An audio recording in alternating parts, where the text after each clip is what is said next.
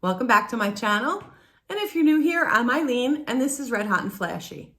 And today is Wednesday and I am filming this for the third time because I did not like the way it came out the first two times. So I am going to try and get through this as quickly as possible with as little mistakes as possible so that the editing process is really quick and I can still get it up for you guys today. But today we're going to talk about body positivity. And what does body positivity mean? Let me read you the actual definition of it. Body positivity refers to the assertion that all people deserve to have a positive body image, regardless of how society and popular culture view ideal shape, size, and appearance. Now that's the definition of body positivity, and I'm sure we all have our own definition of what that is. I came across an article during my research, and although I didn't really have to do a lot of research because I have my own experiences, I did want to dive into seeing what other people were saying, how they felt, and just their opinions. So I want to read parts or excerpts of this article that I read. Now, the article was written January 2019, so it is a little old. And the name of the article is Why the Body Positivity Movement is Turning Some People Off. And that kind of struck me because I was surprised. Why would people be offended or turned off by body positivity? So let me read it to you real quick. The article was written by Gretchen Brown. And it starts like this. Andrea Pendergrast hadn't worn a swimsuit in maybe a decade. That changed when she stumbled upon Carissa Enneking, a body-positive vlogger who runs the YouTube channel Fat Girl Flow. It was the first time Pendergrast had seen someone who looked like her wearing a bikini. I realized, holy crap, I don't have to wait to do these things, she said. Holy crap, I don't have to wait to lose weight to wear a swimsuit. Now that's pretty sad. People are afraid to wear bathing suits because of how they're judged. I know me, I have been at my heaviest, I think I was a size 24, maybe even a 26. And at my thinnest as an adult, I was a size 6. And I swear I can write a book on how differently people treat you when you're heavy versus when you're thin. But I never wore shorts and I still don't. Even when I was a size 6, I didn't feel comfortable in them. So I do understand about the bathing suit as well. Anyway, it continues. It's been 3 or 4 years since then, and the body positivity movement has ballooned in popularity. It's been adopted by television actors, social media influencers, and marketing for major clothing brands. Instagrammers proudly display fat rolls, and clothing companies marketed unretouched billboards featuring real models with stretch marks and cellulite. Too exclusive? In its modern form, body positivity can mean anything from accepting your flaws to being happy with your body to fighting for the visibility and acceptance of larger bodies. Pendergrast, now 32, 2019, says that definition has broadened over time, and the more it has, the less it seems to fit. It's been co-opted by brands and influencers who have no idea of where it started and came from, she said. And it's super painful to see these YouTubers not really get that body positivity is also political. She's one of a growing number of former body positivity adherents who are moving away from the movement. For some, it's because the standards of acceptable body positivity have narrowed, that the movement is no longer welcoming or inclusive. For others, it feels like too much pressure. So I'm going to summarize this part. So another blogger also wrote about body positivity and the fact that it is no longer inclusive, that she felt that although they were using plus size models, she talked about Ashley Graham, and that Graham was the prominent model who in 2016 was the first plus size model to be featured on the cover of Sports Illustrated swimsuit issue and had become a pillar of the movement, regularly calling out body shamers on Instagram. However, according to her agency, she also wears a US size 14, which is slimmer than the average American woman who wears between a 16 and an 18. She said, though many brands were featuring plus-size models like Graham more regularly in advertising, the models still fit narrow standards: size 14 or smaller, hourglass shape, high cheekbones, light skin, flat stomach. Women who wear anything larger than a 14 still are not seeing themselves in even the most body positive campaigns. Now, I do recall one campaign that comes to mind, and that was Skims. And Kim Kardashian included, I think from like a 00 all the way up to, I believe it's like a size 32. She included every single size woman, which was really good to see because you don't see that very often. And often you see plus size models are actually like size 8, which is not even plus size. Or people like Ashley Graham, who is absolutely stunning, by the way, but she does have that hourglass figure, flat tummy, which most overweight people don't have. The blogger had stated that that kind of branding shows an existing bias against fat people. So body positivity was not meant to apply only to those who fit that narrow definition of beauty. It was meant to be a whole social movement. Interestingly, I did not know this myself, a movement was created in 1960. And I'm going to read that really quick. It says it has roots in the fat acceptance movement of the 1960s. During a decade of civil rights activism, the National Association to Aid Fat Americans was formed to fight discrimination against larger bodies. I had no idea that was in existence. I'm not sure, I did not look further if it's still in existence today, but I do believe it should be. Research has shown that overweight and obese people face stigma and discrimination when it comes to employment, healthcare, and education. They're stereotyped as lazy, unmotivated, and sloppy. According to one study, weight discrimination is as prevalent as racial discrimination, which I kind of believe. This article also goes on to say that most recently, body positivity has even become a marketing tool for the diet industry, and then goes on to talk about Weight Watchers and them changing their name to WW, but that they felt that this was disingenuous because at its core, it is still the same weight loss service. By comparison, true body neutrality and fat acceptance reject the idea that anyone should be ashamed, held back, or discriminated against because of their body. Now, that's all I wanted to talk about in that article. But I also wanted to tell you about, I'm going to get to my own stories, but I also wanted to talk about a video that I watched. So yesterday I was making dinner and I was watching it as I was cooking. And it was a young girl who, her title struck me. Let me get the title. The title of the video was called Body Positivity Movement Hijacked to Celebrate Obesity. And she basically started out the video saying that she's going to trigger a lot of people. And she was right. I definitely was triggered by it. It really bothered me. And so this was a young girl, just barely out of college, talking about the fact that she feels that the body positivity movement is just celebrating obesity and normalizing it, and that people should not be celebrated for their bad choices.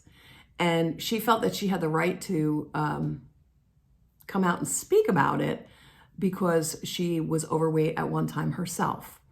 And she stated that during college, so she was in college, she said she tipped the scales at 197 pounds, and she said enough was enough. And she made the decisions to change her eating habits and exercise more and lost weight. And I might add, she is still overweight. As far as her talking about weight discrimination, she didn't really talk much about it. So I can only surmise that it didn't happen to her, or she didn't feel that. And I would think she didn't feel it at a job because, like I said, she was in college when she lost weight. So I'm assuming she didn't have a long history, a long career history or a work history in order to feel that. She did mention all the medical findings of obesity, discussed BMI, and which is body mass index, and things of that nature. She felt that people choose to be overweight, or not that they choose to be overweight, but they choose not to do something about it. And that's what triggered me, because I don't think anybody actually wants to be overweight. I think it happens, and they have to learn to love themselves in the body that they're in, because if they don't, it's a vicious cycle. They get depressed, they eat more, they lay around more, they alienate themselves because they're ashamed, and thus goes the vicious cycle. She felt that having a body positivity movement meant that we were celebrating obesity. And I don't know if there's other people out in the world that feel that way. Actually, I'm sure there are. I have seen people say things that weren't very nice.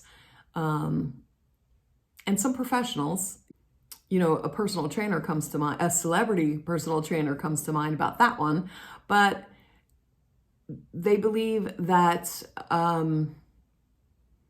that the positivity movement is celebrating obesity, which surprises me, because I don't know, especially this girl, if you've ever been overweight, I'm sure you've been made fun of at one point, stared at, pointed at, someone snuck your picture when you were on the beach, let alone anything at your employment. You may have not got a promotion, things of that nature. So I don't think when they say body positivity that we're celebrating being fat. Quite differently, we want to love ourselves no matter what we look like, whether we're overweight or not. We have to be happy with who we are. That doesn't mean that we don't want to do better or maybe lose weight, feel better about ourselves. I know when I'm overweight, my joints hurt really bad. So the extra weight doesn't help that. I know I don't want to walk down the street and have somebody yell out the window, "Hey, lard ass." Yeah, that's happened in front of my children when they were little. I think part of the movement is we want to stop demoralizing and dehumanizing people who are overweight. See, to me, it seems like society is okay with treating overweight people badly, discriminating against them, and treating them like they're less than human. I'm sure every overweight person has a story. But what I don't understand is this particular girl in the video, she came across as very angry. And it surprised me, especially since she was overweight. And still is. She's not some size 2. She's still a little chubby there. But she seemed so angry. She felt that, people talk about how it's cheaper to eat junk than it is to eat healthy food. And, tried to debunk that by saying that if you go to the store and you buy everything and put it together, the cost per meal is less than if you go to a fast food restaurant. Well, if you're eating off the dollar menu, it's not cheaper. Also, not everybody has access to healthy food. So to generalize and say that everybody can just go and make a choice to eat healthy, some of them can't afford to. A box of macaroni, you can get on sale for $1. Throw a jar of sauce on there and you got a meal for a few days. And it's a very unhealthy meal, but look at how cheap it is. Try and find a piece of salmon, some rice, and some vegetables. That is not cheap, and it's only going to give you one meal. So I think there's a problem in our country when people can't afford to eat healthy. And even if you go to Wendy's, you can order off the dollar meal. Get yourself a cheeseburger, some chicken nuggets, French fries, whatever. It'll cost you about $5. But try and order a salad and it's like $10. So even in the fast food industry, the healthy stuff is more expensive. So now let's get to my little story here. So I struggled with my weight my entire life, basically, since puberty.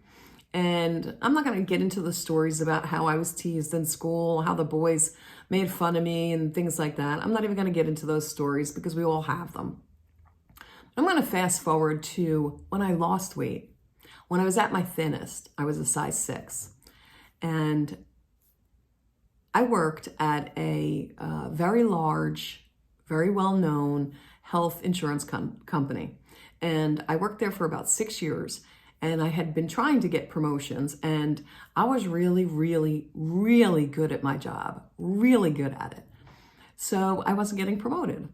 And a friend of mine, another coworker, told me that he felt the reason I wasn't getting promoted was because I was too good and they didn't want to lose me from that position. And he told me that I should bid out of the department. I thought he was nuts, but I listened to him. And guess what? He was right. I got another job. I got promoted. But funny thing happened during that time. I lost weight. Now, I started my new job overweight, but within that first, 6 months, I dropped a lot of weight, a considerable amount of weight. And all of a sudden, within less than a year, or actually no, in 1 year, I got promoted again, 2 levels. So it was like 2 promotions. And I was being invited to meetings with top level executives. All of a sudden, all of my knowledge was taken seriously. Management would ask questions. They would sit there, really listening. And I was amazed because I was never treated that way. I still had that same knowledge when I was overweight. And I was never treated so good. But when I was thin, I guess I was wrapped up in a nice, neat little package for them. But I couldn't believe the confidence that they all had in me now that I was thin. I don't know, I find that kind of strange because just because I'm fat, I'm not trustworthy? That's what I feel. They didn't trust me before, and now they couldn't get enough of my knowledge. It's not like I hadn't proven myself while I was overweight. I had. So that's just my story. I have lots more to say, not just about my job, but just about how people treat you differently. Your friends, your family, people on the street, people that you meet in stores, they treat you so differently. They smile at you. They see you. When you're fat, when I was fat, and I'm going to use me as an example. I don't know other people's stories, but when I was fat, it was like people looked through me. Or if they did see me, they were smirking at me or pointing at me or making fun of me. I'll give you another example. When I had joined many gyms in my lifetime trying to lose weight, and except for one, I felt so uncomfortable and out of place at every single gym. People would look at you like, why are you here? Like, I don't know. I thought the gym was a place to go to lose weight. But instead, it was like I wasn't pretty enough. I wasn't thin enough. And maybe that was just my insecurities. But people staring and pointing, that didn't help my insecurities. As a matter of fact, I had one man, I was at a gym that only had about 3 or 4 treadmills, and everybody wanted to go on the treadmill. And I was walking on the treadmill, and there was a 20-minute time limit. You had to sign up. So I had been walking about 10 minutes, and a guy comes in, and I see him staring at me, and he walks out. He comes back with the manager. And I'm like, okay, what is going on? The manager comes up to me with the man, and he goes, you're only allowed on the treadmill for 20 minutes. I said, I've been on here for 10. And he looked at the sign-in sheet, and then he turned to me and says, well, are you even serious about your fitness? This was a manager. Well, I finished my other 10 minutes, and I never went back. I was humiliated. So let's talk about fat shaming. Do you know there's actually people personal trainers and all, that think that fat shaming is going to shame us into losing weight? Do you really think that works? It doesn't. So the body positivity movement is not about celebrating obesity. It's about celebrating life and people being happy no matter what size they are. It's about being treated like a human. It isn't okay to point and stare. It isn't okay to scream, fat ass, you fat bitch, things like that out your window while you're driving past a fat person. It isn't okay to sneak pictures. None of that's okay. Fat people are humans. And the only way they're going to change is if they love themselves enough to do so. And how can they love themselves if they're treated so poorly? That's what body positivity is to me. Loving yourself. You don't have to be fat to have body positivity. It isn't just for fat people. It's for anybody. But I think it started so that people can stop discriminating against fat people. Fat people are still humans, and they deserve to be treated as such. So remember that next time you're sitting next to somebody who's overweight on the airplane or at the beach or walking down the aisle in the grocery store. Remember, they're human beings. And if you happen to be a business owner or a boss, remember those overweight people are just as good and capable as a thin person, and sometimes even more. You're missing out if you're judging them based on their weight. So try and remember that, everybody. Be kind to each other. So do me a favor. Let me know what your story is. I'm sure you have one. We all do. I hope you enjoyed today's video. And if you did, please give it a big thumbs up.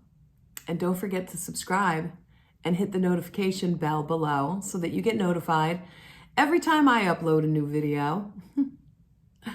And if there's anything you'd like me to discuss, research, let me know below.